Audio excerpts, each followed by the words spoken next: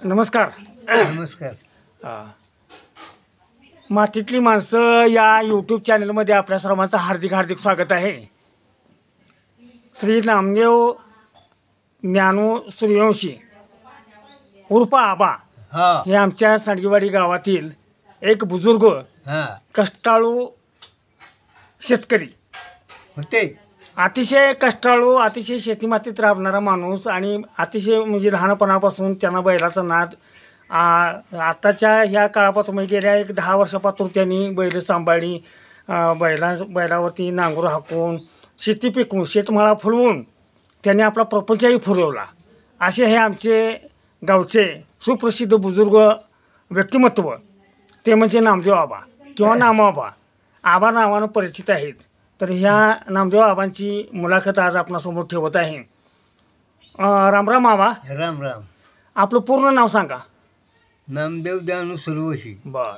मग आता तुमचं वय 90-95च्या आसपास असेल. 95च्या पुढं. हां, म्हणजे आमच्या गावात म्हटलं तर हे आता 2 नंबरचे आमचे आजोबा एक 100 वर्षाचे आहेत आणि हे 2 नंबरला म्हणजे आता सगळ्यात वयोवृद्ध माणूस म्हटलं तर एवढाच आहे. आणि आबा आता तुमचं लहानपण कसं गेलो? लहानपण असं खेळून हे केलं जा तिकडं जा इकडे तिकडे ये. म्हाताऱ्यानं बिल्लं लावून म्हणजे शाळेच्या पाठीमाग बसायचं घर. शाळा काय शिकलाच नाही तुम्ही? फक्त गुराढोरा मागं. गुराढोरा मागं पार लग्न होतं गुराढोरा मागत होतो. बरं बरं. मग अशा पद्धतीनं तुम्ही पुन्हा तरुणपणी तुमच्या पुन्हा बैल आपण स्वतः घेतले का दुसऱ्याच्यात कामाला जात होता? नाही, ते पुन्हा 72चा दुष्काळ संपल्यानंतर ती खोंड गाई गेल्यावर ती सुरुवातीला कामाला 72च्या दुष्काळाच्या अगोदर तुम्ही कोणाच्यात कामाला होता काय? ते शामराव सांडगे होतो. बरं. ते त्यांच्या बैला होतो. त्यांच्या बैलगाडी. पाण्याचा हवद न्यायचा, हां. सोडायचा. आणि ते माळ्याच्यात भावमाळ्याच्यात कधी गेलता? भावमाळ्या त्याच्या आधी, त्याच्या अगोदर. मग ते सांगा ना मला. त्याच्या अगोदर. हां, मग त्यांच्यात किती वर्ष काम केलं तुम्ही? त्याच्यात 15-16 वर्ष केली. म्हणजे नुसतं बैलावर आणि शेती काय म्हणजे नांगरायचं? शेती काय आमची शेती पडून होती. त्याला बैलच नाही जनावर कोण करायचं. बरं. मग तिथं इतरांपेक्षा हाजरी वेगळी होती का तुम्हाला काय तेवढीच होती? नाही, सगळ्या वेळी हजेरी आगाव होती मला. ती कशाबद्दल? इमानाने काम करतो, चांगलं करतो, लबाड बोलत नाही. हां, म्हणजे आपण घरच्या प्रमाणे ज्या पद्धतीने राबतो त्या पद्धतीने तुम्ही तिथं राबत होता म्हणून त्या माणसा वर्षाला काम करून प्रत्येक गाड्याला हां या गावात पोहतो, या नरड्यात पोहतो. दीपावळीला सगळ्यासनी कापडं. हां. दीपावळीला व्यवस्थित राहायचं. बर. आणि दिवशी पहिलं पाणी ती सगळ्यांनी कापड शिवणार. म्हणजे भावमाळी एवढं सगळ्या कामगारांनी देत होता? अगदी अगदी. हां, म्हणजे खरोखर मग तुम्ही तिथे इमानी तुम्ही अतिशय नोकरी म्हणजे केली तिथं. त्याबद्दल तुम्हाला एक बक्षीस म्हणून ते हे करत होते. खरोखर अशी पूर्वीसारखी माणसं आता दुर्मिळच आहे. नाही नाही नाही नाही, ते राहिलीच नाही. हां. आता हे करत असताना मला तुम्ही सांगा की तिथून पण तुम्ही नोकरी कधी सुटली? हां, माळ्याच्या. माळी त्यांचा थोरला भाऊ होता. हां. मग ते कुठं तरी गेलं होतं सायकलीहून गेल्यावर आपलं जोत्यावर बसला होता. हां. मग जोत्यावर बसल्यावर करून पाणी प्यायला गेला. बर. ती फुकाची डाळ होती ही टाळ लागली. हां. 6 दिवसात मेला.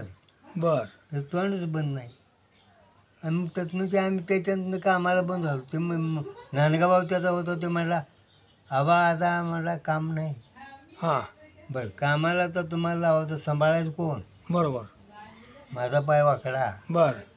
आम्ही तर ही सगळे हळूहळू. बरं, मग तिथनं आता तुम्ही नोकरी सोडल्यानंतर पुन्हा तुम्ही एक वासरू आणलं गाई. गाई आणली होती. हां, ती कुठून आणली? ती पाहुणेच आणली. बर. मग तिचा तुम्ही चांगल्या पद्धतीनं अगदी अगदी सांभाळ केला. एक नंबरनं. पुन्हा त्या गाईला की खोंड झाली का? त्या गाईला पुन्हा खोंड नाही, तिला ते घाटसर म्हणून रोग लागला. बर. तिने वैरण खाल्ली नाही काही नाही. मी त्यात तिला रुजून त्यातच मेले. खोंड काय होती. मग पुन्हा ही खोंड जी तयार केली ती कुठल्या गायपासून केली? तिची तिची- पहिली सुरुवात हां. पुन्हाच झालं तिला. हां हां हां हां. दुसऱ्या येताला तिला तिसऱ्या येताला तर झालं बरं बरं. पहिली 2 खोंड होती, होती की मग ती 2 खोंड तुम्ही चांगली जतन अगदी केली अगदी आणि तिची बैल तयार केली काय बैल आणि त्यावर तुम्ही पुन्हा प्रत्येकाच्या ह्याच्यामध्ये शेतामध्ये जाऊन त्यांची मशागत करून त्याच्या तुमच्याच भाड्या नाहणार हेच भाड्या हा, हा. नाहणार काय आपली घरची शेती करायची मग चांगली पगार मग म्हाताऱ्याला पण आम्ही सांगितलं कामाला जायचं नाही. हां मग म्हातारा दुष्काळ झाल्यानंतर 2 वर्षांनी मिळाला. बर मग त्या टायमाला ही खोंड झोपलेली नव्हती, बरोबर झाली होती तयार. मग म्हातारा आपलं सारखं म्हणाय खोंड चांगली शिकवायची बरं का, हां आता तुला देवानं लक्ष्मी दिली या. बर. मग असं करून खोंड चांगली शिकवून मग ती 2 बैल आणल्यानंतर ती सुराला लागला तुमचा प्रपंच. अगदी कुणा जायचं काय काम हा. नाही. आणि मागली परिस्थिती संपली हटली हो. फक्त आपल्या शेतीत काय उत्पन्न पिकेल त्यावर समाधान म्हणून आपली अपाचतापती जुंजळ यायचं पण पोटापुरतं जुंजळ होत होत्या. हां मग बैलांनी पण लई काढावं कमी पडलं तर कोणाचं घ्यायचा 4 दिवस नांगूर बाहेर नाही पैसे फिरून टाकायचं. पुन्हा मुलींची लग्न वगैरे केली तुम्ही, हां मुलीची पुन्हा मुलीची लग्न मग तुम्ही आपलं ही कष्ट करत करत ती जरा पैसा गाठीला साठवून पुन्हा मुलीची लग्न केली. पैसा दिला नाही त्यातनं हां परिस्थिती गरीब त्यांनी म्हटलं हां करायचं करणार मग आमच्याकडे पैसे नाही. असं करून पुन्हा सुरायला लागलो आम्ही. पहिलं तुम्ही सपरात राहायला होता, हे सपार होतं राहणार सपरात राहायला होता पूर्वी. आणि तिथे बी सपार होतं. हां मग पुन्हा इथं घर बांधलं तुम्ही, म्हणजे सपरातनं पुन्हा हळूहळू ती घर आता म्हणजे घर पोरांनीच बांधली, हां आम्ही सपारच होतो. बर बर. हळूहळू 3 पोरांनी बांधली, आम्ही सोडायला लागलो व्यवस्थित म्हणजे पोटाला. आता हे असं काबाड कष्ट करत शेती मातीशी एकनिष्ठ राहून तुम्ही शेतमाळ फुरविला होय आणि त्यातून उत्पन्न येईल ती आपल्या प्रपंचात तुम्ही अगदी, चांगला अगदी. सोडायला लागला आणि त्यातून पुन्हा तुमचा थोरला मुलगा सुखदेव आणि 2 नंबरचा मुलगा बापूसाहेब बापूसाहेब यांना तुम्ही शाळा शिकवली चांगल्या पद्धतीने. आज खरोखर म्हणजे ती चांगल्या हुद्द्यावर आहे. आहेत आहेत आहेत ही एक समाधानाची बाब आहे. तुम्हाला काय वाटतं त्याबद्दल? हाय चांगलं होतं. हां समाधान मागला काळपाक हटला ना आणि काय आणि समाधान काय पाहिजे. होय, ह्यासारखं समाधान नाही. आणि आता व्यवस्थित राहतोय. आणि दुसरी गोष्ट म्हणजे जरी तुम्ही पोरांनी जरी ते औरंगाबादला तुम्हाला नेलं तर तिथं एक 4, 8, 15 दिवस राहून तुम्हाला शेवटी गावाची ओढ आहेच. हे नाही ते करमत नाही. हां करमत नाही आपल्या तिकडे. गावाकडे गेलं पाहिजे. हां फक्त आपल्या गाव पांढरीशी खायला राहायचं, गाव पांढरीशी. खायला काय आपणाला सोनं घालते घालायचं काय नाही. होय. आता व्यवस्थित आहे. हां अशा पद्धतीनं तुम्ही अतिशय चांगल्या पद्धतीने जीवन जगलात. होय. अतिशय आरोग्यदायी तुमचं जीवन आहे. अजून कुठलं तुम्हाला इंजेक्शन नाही, काय गोळ्या नाही, काय नाही. अजून तुमची नाही, तब्येत इंजेक्शन खडखडीत आहे. अलीकडे इंजेक्शन चालू झालंय पण हां. ह्याच्या आधी काय नव्हतं. आणि इंजेक्शन घेतलं नाही. हां कणकणी आली तर 2 थाटल्या माडगं प्यायचं. हां पूर्वी. हा हां माडगं प्यायचं गेला रोग हटला बघा. आणि मग होया बा. मग आता मला असं म्हणायचं आहे की तुम्ही आतापासून एवढं कष्ट केलं त्या कष्टाचं म्हणजे शरीर अगदी पोरासारखं तुमचं झालं. म्हणजे कसं की बाबा कुठली रोगराई नाही, काय नाही, काय नाही. अजून तुम्ही खडखडीत चालताय, अजून गावातून फिरताय. तसला काय रोग नाही बघा अजिबात. नाही तर ह्याला ते अमकं झालंय ते तमकं असल्यातलं काय नाही. अजून कानानं तुम्ही चांगलं ऐकायचे, हे, डोळ्यात चांगलं दिसतंय. एक नंबर. अजून तुम्ही हिंडताय फिरताय. म्हणतोय. अतिशय चांगल्या पद्धतीनं तुमचं अगदी प्रकृती चांगली आहे तुमची. आहे, आहे. अजून प्रकृती चांगली साथ अजून करते. चांगली आहे. अजून तुमची 100वी पार करावी आणि ते 100वी पारीला आम्ही म्हणजे चांगल्या पद्धतीने आम्ही त्यांना हे करू अशी आम्हाला एक आशा वाटते तुमच्याकडून. ठीक आहे ठीक आहे. बरं पूर्वीचा काळ कसा होता जरा मला सांगा की. पूर्वीचा काळ अगदी पूर्वी तुमच्या लहानपणाचा काळ जो होता ना तो काळ कसा होता? ते काळ काय 4 वर्ष 2 वर्ष झाली की कुठं मटकीचा काळ पड, कुठं फोडपटकी ते नव्हे, एक सुखाचा काळ होता, आनंदाचा काळ होता का कसा होता? नाही सुख नव्हतं. आनंद होता का नाही? मागला पूर्वीचा काळ लय हालात हालात काढला अतिशय कष्टात. सगळे म्हणजे दुनियानी हा मी एकटाच नाही जात. हा, सगळ्यांनीच काढला. आता हे गाव आमचं आहे, हे गावानं सगळं हाल काढले ते. बरं मला आता आबा सांगा पूर्वीच्या महागाईत आणि आताच्या महागाईत काय फरक पडतो तुम्हाला? लांब फरक. पूर्वी कसं होतं पूर्वी धान्याला किंमत होती का पैशाला किंमत होती? पैशाला नाही धान्याला किंमत होती. आणि माणुसकीला किंमत होती. आता नाही आता किंमत नाही कोणाला. म्हणजे माणसं एकवचनी अगदी एकवचनी होती, शब्दाला जागणारी होती. हा होय होय त्याच्या उलट झाले आता. होय होय होय हा झाले का नाही? उलट झालंय ते झालंय. हा आणि एक आता माणसाला गर्व दांडगा हां त्याला काय झालं दांडी त्याला पैशानं माणूस श्रीमंत झाला आणि त्या पैशाच्या मागे लागला.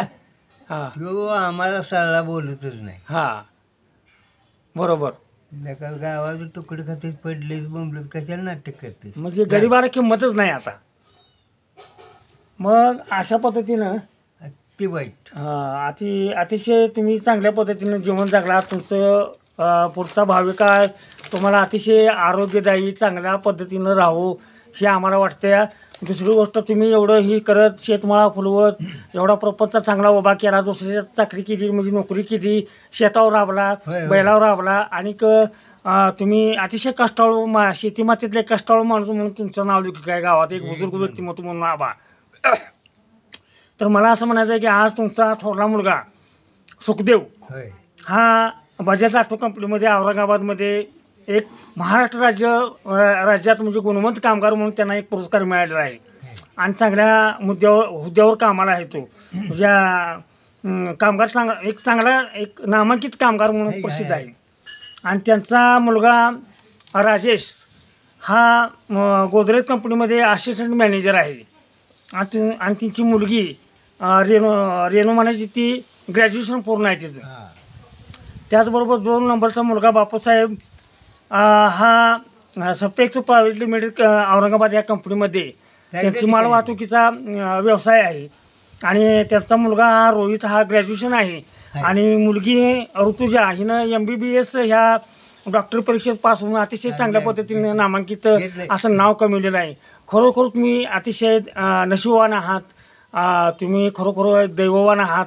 तुमच्याकडे बघून तुमचा एक आदर्श किंवा तुमच्या मुलाचा आदर्श इतरांनी घ्यावा असं आम्हाला वाटतं. आज तुम्ही आमच्या मातीतली माणसं या यूट्यूब चॅनलला तुम्ही मुलाखत देऊन लोकांच्या पातळीवर पोचवण्याचं काम केलं. त्याबद्दल मी आमच्या मातीतली माणसं या यूट्यूब चॅनलच्या वतीने तुमचं मनपूर्वक हार्दिक आभार मानतो. धन्यवाद.